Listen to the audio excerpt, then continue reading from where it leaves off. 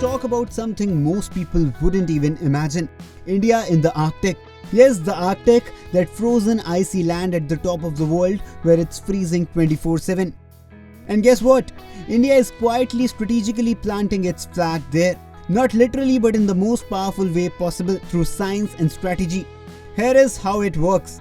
India's research base Himadri was set up in Norway back in 2008. For a long time it was just a seasonal thing. Scientists would visit in summer, do their research and leave. But things have changed. In 2023, India sent its first ever winter expedition, which means now Indian scientists are present all year round. They are monitoring glaciers, sea ice, ocean currents, even the weather and auroras. And why does this matter? Because what happens in the Arctic doesn't stay in the Arctic. It affects the Indian monsoon, global climate and sea levels. But here is where it gets interesting. This is not just science for science sake. India's Arctic presence is strategic power in action. By being there, collecting data and running high-tech observatories like IndARC, India is securing a seat at the global table. We are now part of discussions that shape Arctic governance, environmental policies, and even potential resource sharing. Think of it as influence without owning land. Speaking of resources, the Arctic is packed with minerals, hydrocarbons, and new shipping routes that could be completely change global trade. India can't claim territory, but by understanding the region now, we are preparing for the future. When Arctic shipping lanes open more regularly, India can leverage them for trade.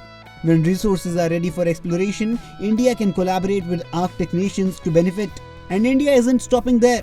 We are building homegrown expertise. Universities, research institutes, and young scientists are being trained to study extreme climates, oceanography, and global environmental trends. The plan is even bolder. Imagine India having its own ice-class research vessels for independent Arctic exploration. So here is the takeaway.